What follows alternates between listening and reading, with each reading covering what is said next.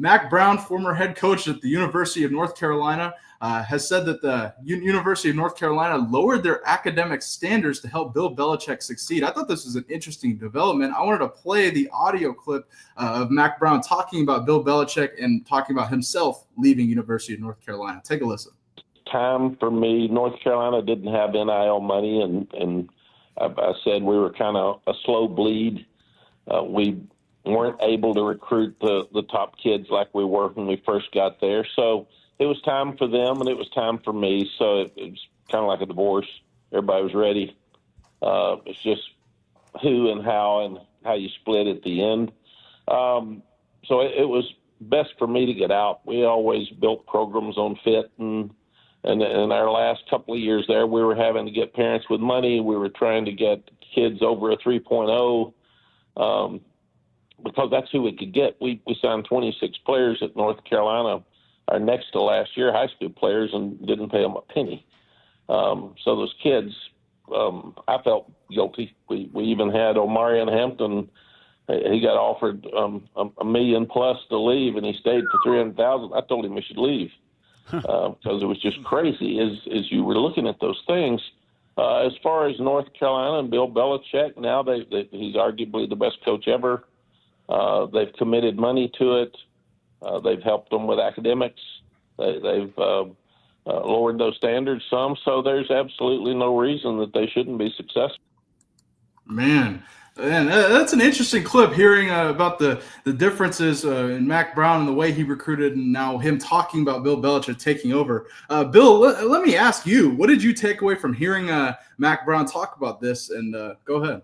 Well, I always liked Mack. I thought he's one of the good guys in the sport, always looking for what's best in the sport. And, with all the changes that came, he was outspoken about what he didn't like every step of the way. And the point about Omarion Hampton, who, by the way, was arguably the best running back in the country the last 2 years. You could make that case. Maybe not last year with Genty, but over the last 2 years, certainly. And, he's not the only player that I've heard was offered there. You heard stories about the reported numbers that Drake May was offered to get in the portal. So I can see all that. And, Bill Belichick, it's going to be a soap opera all the way through. I didn't anticipate that. Between Jordan and this news and everything, it seems like it's a pain just to get him on the field at this point, which is what I want to see instead of the soap opera stuff off of the field. But, it'll be interesting to see. I think they are one of the most interesting teams as a result in week one, because we're going to see how it goes against TCU. Oh, yeah, definitely. I think they're going to – I'm really excited to see the Tar Heels. They got a kid, a quarterback transfer from South Alabama named Gio Lopez, lefty kid, played as a true freshman for Major Applewhite, South Alabama. I think he's a hell of a player. I can't wait to see him in Bill's system. I talk about UNC on the show a lot. On the field, I don't get into the Jordan Hudson and, Bill Belichick now is engaged to the 24-year-old Jordan Hudson. This has been such a media circus off the field, but from what I've heard from the University of North Carolina, that's kind of overplayed and played out by the media. Now, if you actually look at them as a team, they're running their team like a professional organization, which in this era of college football, I'm with it. I'm all about, hey, this is a professional football. And bringing in a GM like Michael Lombardi, who I know damn well he's running it like a professional organization. They're bringing in all kinds of players, over 60 players, over 60 transfers in the transfer portal. They're treating this like professional football, and I really think they're going to take the ACC by storm this season. Let me ask you, them bringing in Michael Lombardi, or Bill bringing in Michael Lombardi as his general manager, what do you think the impact of that is in this era of college football? Well, I think you said it. They're going to try to run this like an NFL team in a era where it's not a perfect comparison, because NIL and free agency are two different things. You can't just cut kids and then bring in a punter in week 5 or a kicker. I guess you could, but it would require an open tryout on campus. I think the biggest fascination I've had with the whole North Carolina thing is I'm wondering if it's going to be like Bill Walsh when he left the 49ers and went to Stanford, which the first year, if you go back and look at the first year at Stanford, it was unreal. They beat Notre Dame. They beat ranked teams. They had a great season, and then he lost interest. So how into this is Bill Belichick going to be? Is he using it? You got to think.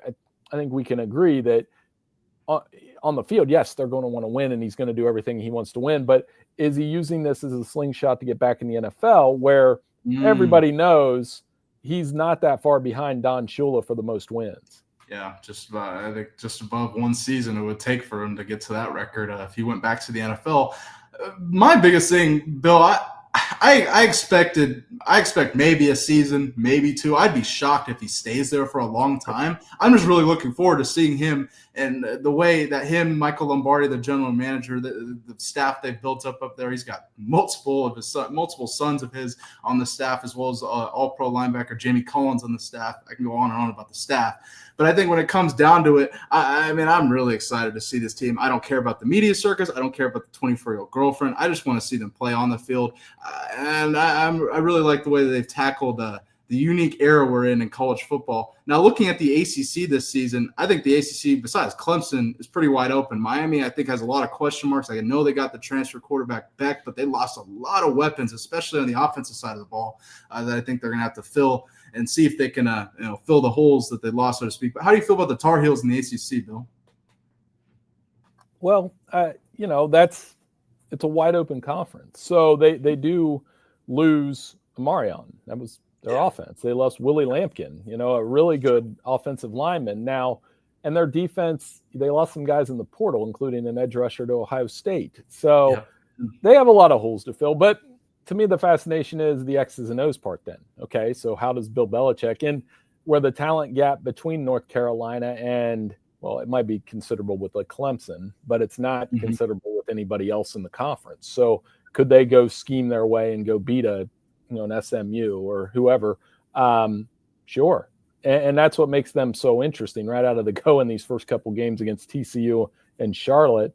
We're going to see what they're all about. So I think, I've targeted 8 wins as like, that would be a really good season. Definitely. If it gets above 8 to 9, I mean, then you're wondering, okay, are we going to squeeze Bill Belichick into the playoff if they get to 10? Yeah. So, and their schedule is favorable to start. So, again, one of those very interesting teams in the ACC. Definitely. And I can't wait to see them play out in Chapel Hill. I'll be out there for a game or two. I got to see it in person at least once, see Bill on the sideline in college.